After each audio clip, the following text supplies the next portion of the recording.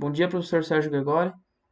Hoje eu, o Luiz Bom Ribas, dia. Gabriel Godoy e Eduardo Pessassi queremos falar um pouquinho sobre a influência da privação de sono no desempenho de atletas. Privação do sono. A gente sabe que a privação do sono influencia no desempenho dos atletas, mas como ela influencia? Primeiro a gente vai contextualizar um pouquinho sobre o sono e como ele é dividido.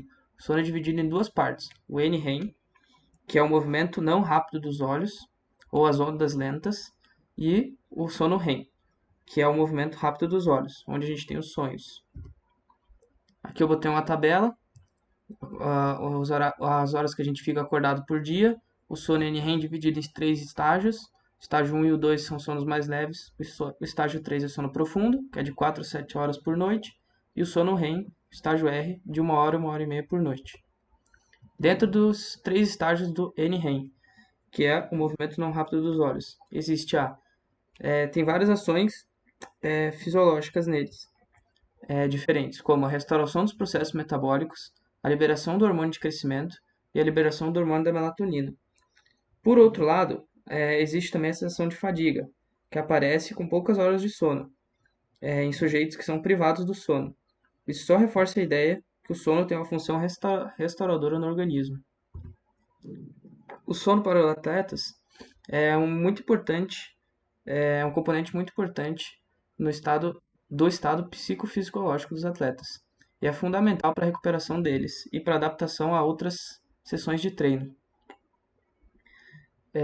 A importância dele é demonstrada nos atletas que apresentam um sono não reparador, porque esses atletas que apresentam um sono não reparador têm um aumento da sensação de fadiga, uma piora do humor e uma diminuição das funções cognitivas, ou seja, os reflexos deles ficam mais lentos. E o sono para os atletas pré-competição. Antes de uma competição muito importante ou de algum campeonato que seja mundial ou Olimpíadas que está tendo agora,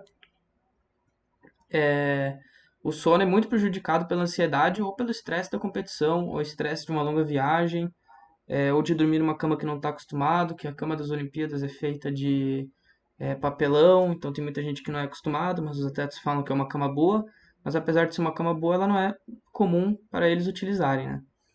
E os atletas, esse sono não reparador que eu falei antes, ele, ele se caracteriza pela não, o atleta não tem o sono REM, não o N-REM, o REM, que é que ele fica de vigia o tempo inteiro, vigília, durante o sono, ele não consegue dormir. E daí a gente utilizou para comparar a diferença numa competição, né, nos estudos, a diferença do sono numa competição nos estudos, um artigo sobre netball, para ver a diferença de atletas que têm um sono bom e atletas que têm uma privação do sono, que eu perceba falar um pouco. É, eu vou falar um pouquinho sobre os métodos e resultados desse artigo. Nos métodos, a gente vai falar um pouquinho das estratégias de busca que foram utilizadas para encontrar esses artigos e os critérios de elegibilidade, que seria basicamente critérios que eles tinham que atender para poder ser utilizados nesse estudo. E nos resultados, vamos falar um pouquinho ainda sobre a seleção da literatura e algumas tabelinhas com dados, informações sobre os atletas, tá? Primeiramente, nos métodos. Esse artigo ele foi uma revisão sistemática, tá? E foi realizado por dois pesquisadores a partir de 4 bases de dados eletrônicas, tá? A PubMed, a Scopus, a Sport Discos e a Cielo, que é brasileira, tá? Alguns dos termos utilizados foram vários, né? Mas alguns dos utilizados foram a Sleep Deprivation, que foi a privação do sono, né? Basicamente. O REM, que o Ribas falou anteriormente, fragmentação do sono e alguns outros pontos ali. Na base de dados da Cielo, os termos foram utilizados os mesmos termos, tá? Só que em português, como ele está na coluna de baixo ali das informações que estão em inglês, certo? A busca nessa base de dados, ela não teve limitação temporal. Ou seja, não teve artigo que foi considerado ou muito novo ou muito antigo para ser utilizado no estudo, tá?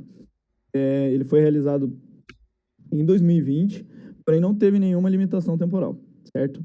A única limitação que ele teve foi para artigos originais que possuíam estudos com seres humanos escritos em inglês ou em português. Ou seja, os artigos tinham que ser testados com seres humanos e eles deram preferência apenas para as duas línguas, que seriam inglês ou português, que na teoria seria mais fácil para identificar, certo? Na revisão, eles utilizaram o modelo Prisma, e eu não vou falar muito sobre o modelo, acho que dá para, caso seja de interesse, pesquisar na internet, certo? Mas ele consiste basicamente na verificação de 27 itens e um diagrama de fluxo em 4 fases, certo? Dessa pesquisa dos 27 itens, ele só não foi atendido o item 16, o 21 e o 23 porque não eram aplicáveis a esse estudo. Eles são basicamente sobre a seleção dos estudos, um sobre as vieses de publicação e o último sobre a discussão. Então, eles não utilizaram esses critérios. A lista é muito extensa, então eu não vou falar muito sobre eles, tá? Agora aqui nos critérios de elegibilidade, eles utilizaram, eles exigiram estudos para investigar a relação do sono, da privação do sono e o desempenho físico, como o Ribas falou antigamente. As medidas que eles utilizaram foi a potência anaeróbia, a máxima e a média, o tempo de sprint, que o Godoy vai falar um pouquinho mais para frente, força máxima e o tempo até a exaustão, certo? Os artigos que foram selecionados para essa revisão, eles tinham que seguir alguns critérios, como eu disse anteriormente. Eles são o artigo ser original, tá? Possuir somente atletas como voluntários, ou seja, eles não buscaram ninguém, foram só atletas que se disponibilizaram para o estudo, certo? Tem que possuir e descrever o protocolo de privação de sono maior do que 24 horas, ou seja, não podia ser menor para ele ser utilizado nesse estudo, certo?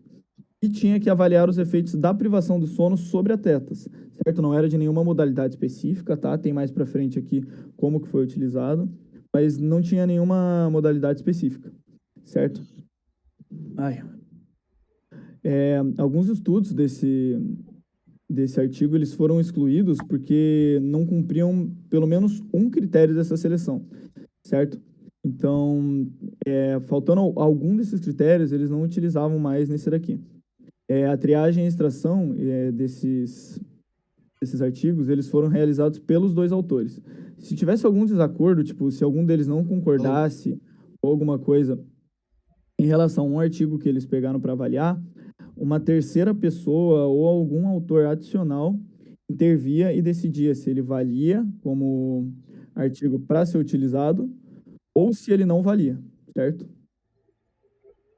Vou passar. Aqui um pouquinho dos resultados agora, tá? Eu vou falar um pouquinho sobre a seleção da literatura, de como que foi feito, tá?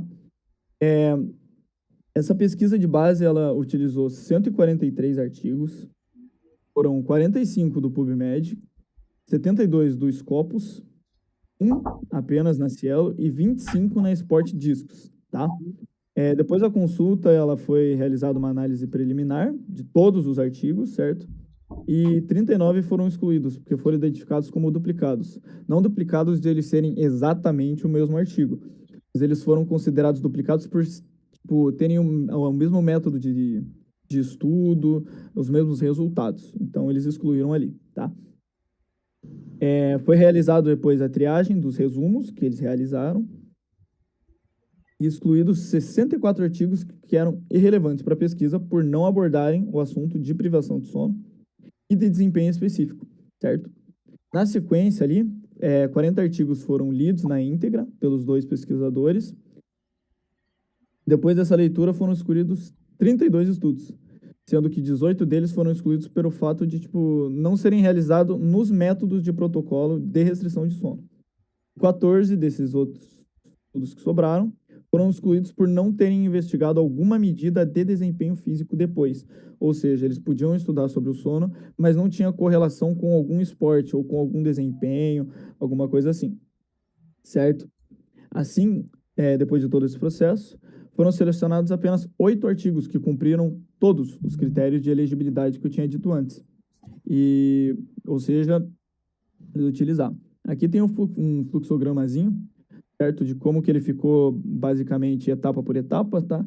Eles pegaram todos os artigos, foram subdividindo, fazendo triagem, até chegarem nos 8 artigos que eles utilizaram, certo? Agora vem uma tabelinha que eu coloquei para vocês poderem dar uma olhada e vai falar um pouquinho sobre os resultados dos atletas, tá? Nessa primeira tabela, ele tem as características da população ali, certo? Dos estudos. E dos 8 estudos, 3 foram realizados com atletas de futebol. Por que que eu vou falar só sobre os atletas de futebol aqui? Porque foi o que teve maior predominância, tá? Os demais, eles foram utilizados atletas de outras modalidades, tipo vôlei, alguns de corrida. Então, a maior parte foi com os jogadores de futebol, certo? Na maioria dos artigos também, eles utilizaram participantes do sexo masculino, tá? Sendo que apenas um desses 8 que eles utilizaram tinha voluntários de ambos os sexos, ou seja, a predominância foi de atletas do gênero masculino, tá? No próximo slide, na próxima tabelinha ali, ele apresenta os dados de todos os estudos que foram incluídos na revisão. Certo? Eles identificaram o protocolo, o controle de previsão de sono, algumas variáveis e algumas formas foram mensuradas ali rapidamente de como que ele ficou, certo? Ok, agora eu vou apresentar a discussão do artigo. Eu separei em 3 partes: sprint, força muscular e potência aeróbica. No primeiro, que é o sprint, peguei 3 artigos que eles comentaram lá, dentro do artigo principal. E no primeiro ele falou que após 30 horas de privação do sono, houve um aumento significativo no tempo de sprint, só que a 15 metros. Já no segundo teve uma discordância, no de 2020 ali, porque teve uma menor privação de sono, só que eles não encontraram essa mesmo aumento significativo na hora do tempo. Já no terceiro artigo, também corroborou com o primeiro, falando que com os atletas de basquete, que dormiram 10 horas durante a noite, durante 5 a 7 semanas, indicando uma melhora no desempenho do sprint nesses atletas de basquete. Agora passando para a próxima, pode passar, Ribas? A força muscular. Na força muscular, o primeiro artigo também encontrou uma redução significativa na força, principalmente dos extensores do joelho em corredores de aventura, após 100 horas de competição. Então, essa privação do sono afetou nesse caso aqui neles.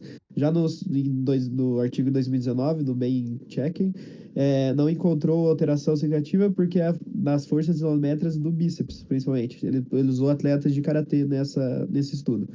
E no terceiro, acho que não fica legal comentar. Pode passar já, Ribas. E para o último, na potência aeróbica, no primeiro artigo ali de 2018, encontrou uma redução da potência máxima dos jogadores de futebol com essa privação de sono. Então, a potência aeróbica deles diminuiu bastante. No segundo, mostrou uma diminuição da potência média dos atletas de ciclismo e triatlo, isso após 24 horas de privação de sono.